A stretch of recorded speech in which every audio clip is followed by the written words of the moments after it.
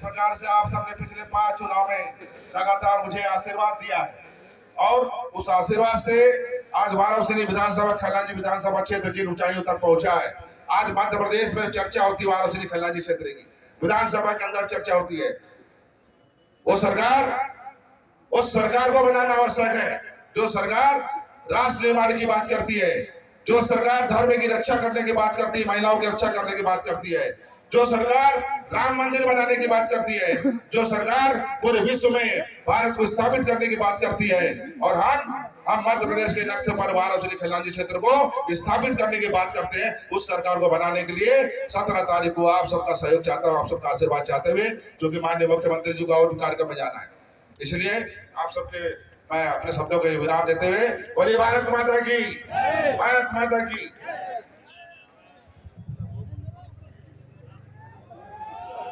भारत माता की, भारत माता की। हमारे माननीय मुख्यमंत्री जी और भवन वाली की सभा में हजारों की तादाद में प्रदीप जायसवाल जी को समर्थन करने और भारतीय जनता पार्टी के कमल को खिलाने के लिए आए हुए कार्यकर्ता साथियों, मैं एक अपील आपसे करना चाहता हूं। चुनाव प्रचार अंतिम दौर में, घर घर जाइए, अलग जगाइए। मध्य प्रदेश में बीजेपी की सरकार बनाने के लिए उल्टा भैया ने हमको साथ दिया था, उल्टा भैया को कमल के फूल से जिता दीजिए। प्रदीप जायसवाल जी जीतेंगे, फिर से शिवराज सिंह जी चौहान मध्य प्रदेश के मुख्यमंत्री बनेंगे और लाडली बहनों को जो 1250 मिल रहा है वो 3000 तक हम पहुंचाएंगे। फैसला क्षेत्र का चौमुखी विकास हुआ है, उस विकास को और तेज गति से आगे बढ़ाना है। वाराणसी क्षेत्र सहित मध्य प्रदेश में कमल खिलाना होगा और भाजपा की सरकार बनना होगा। मैं आपसे कहूं कि मोदी जी को अगली बार प्रधानमंत्री के रूप में कौन कौन देखना चाहते हैं, मुझे पता है पूरे हाथ उठने वाले। मोदी जी भारत के प्रधानमंत्री तीसरी बार जब बनेंगे, रास्ता मध्य प्रदेश से जाता है, रास्ता वाराणसी से जाता है। वाराणसी में कमल खिलाइए, मध्य प्रदेश में बीजेपी की सरकार बनाइए और फिर से नरेंद्र मोदी जी को भारत का प्रधानमंत्री बनाने के लिए आप कमल के फूल की क्रमांक 3 के बटन को दबा करके प्रदीप जायसवाल जी को आशीर्वाद दीजिए, बीजेपी को वोट दीजिए। बहुत बहुत धन्यवाद। वंदे मातरम। भारत माता की जय।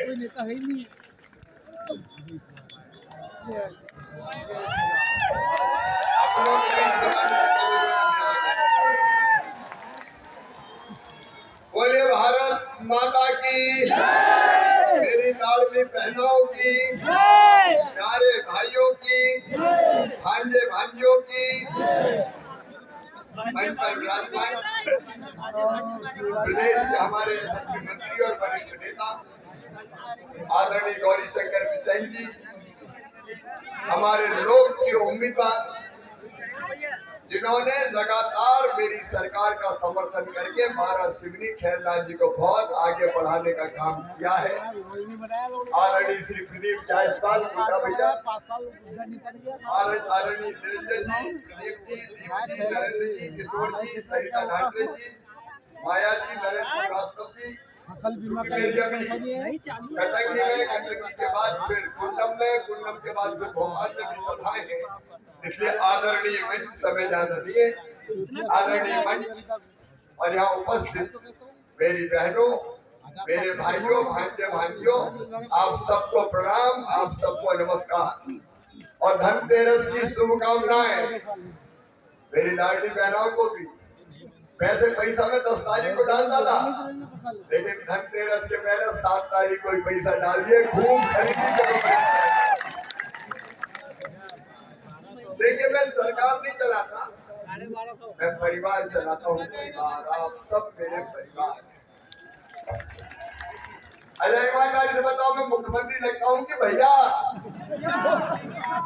और भांजे भाइयों का तो मामा और भैया हूँ। और इसलिए मेरी बहनों, आपकी तकलीफ में देखता था कि गरीब बहन को, निम्न मध्यम वर्गीय बहन को अगर 1000-2000 रुपए की जरूरत भी पड़े तो हाथ फैलाना पड़ते थे। कई बार जरूरत पूरी नहीं होती थी, बच्चों की छोटी छोटी जरूरत पूरी नहीं कर पाती थी, तो मन में दुख होता था, दर्द भी होता था। मेरी बहनों में देख रहा था इस पीड़ा को। पहले हमने लाडली लक्ष्मी बनाई, देश में की योजना बनाई, उनको बताने का समय नहीं है, लेकिन मैं बहुत बेचैन था कि शिवराज ऐसा कुछ कर कि बहनों की ये तकलीफ दूर हो जाए। और एक ही रास्ता मुझे दिखा तो और कुछ मत करो, बहनों के अकाउंट में पैसा डाल दो तो उनकी जिंदगी में निश्चितता आ जाएगी। इसलिए मैंने लाडली बहना योजना बनाई। बताओ बहनों, अच्छी योजना है। अब प्रदीप जी दो चीजें और तय है।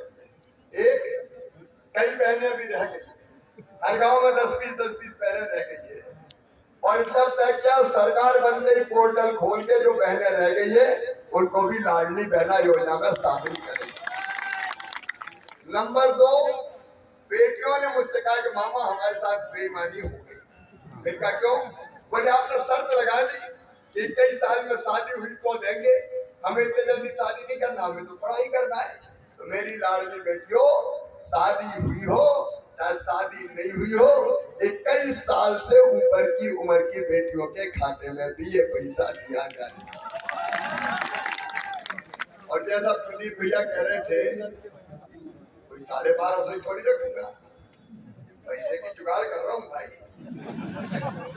क्योंकि बहनें बहुत है, 1,32,00,000 तो हो गई, और अगर जोड़ेंगे तो 1.5 करोड़ साले। अब उतने इंतजाम करना पड़ता है। जल्दी कर दूंगा, 1000 से 1250 किया है, 1250 से 1500, 1750, 2000, 2250, 2500, 2500 के बाद 2750, और बाद में कितने दूंगा? 3000 दूंगा। ये मेरा कमिटमेंट है। तब मेरी बहनों मुझे चैन की नींद आएगी और मुझे लगेगा जिंदगी धन्य हो गई, शिवराज अपनी बहनों के लिए कुछ नहीं। और एक बात और नोट करना बहनों, लाडली लक्ष्मी, लाडली बहना, उसके बाद अब बनाऊंगा लखपति बहना। क्या सेल्फ हेल्प ग्रुप की स्वसहायता समूह की बहनें हैं क्या? हाथ उठाओ अगर हो तो। ये तुम्हारे माध्यम से करूंगा। बताओ कई दीदी लखपति दीदी बनी कि नहीं? कई दीदी लखपति दीदी बन गई। जब मैं रुकूंगा नहीं, मेरा लक्ष्य है मध्य प्रदेश की हर बहन साल में कम से कम 1 लाख रुपया से ज्यादा कमाए। नहीं रहेंगे गरीब, नहीं बहाएंगे आंसू, आगे बढ़ेंगे मेरे भाई बहनों, भाई आगे बढ़ेंगे। तो अब अगला लक्ष्य है लखपति बहना, लाडली बहना के बाद। और एक बात और, मैं केवल काम की बात करूंगा, ज्यादा समय नहीं है। देखो आपकी जिंदगी बदलना हमारा उद्देश्य। कई भाई बहन अभी ऐसे रह गए जिनके मकान कच्चे हैं, बोलो सही बात है कि नहीं? जगह जगह मिलते हमारा का मकान है, कच्चा मकान है, पीएम आवास योजना में नाम नहीं आया। तो सुनो, हमने वहां बना दिया मुख्यमंत्री लाडली बहना आवास योजना। आवेदन भरा दिए, प्रदीप जी यहाँ भी भर गए। इस चुनाव के बाद, सरकार बनने के बाद, हर भाई बहन जिसका कच्चा मकान है उसको पैसा देके पक्का मकान बनवाएंगे। कच्चे मकान पे कोई नहीं है। मेरे बहनों और भाइयों, किसान भाइयों, अगर 1250 बहनों को मिल रहा है तो 1000 रुपए को भी तो मिल रहा है, लेकिन 1000 ही थोड़ी ना मिलता है, महंगाई भी तो बढ़ रही है।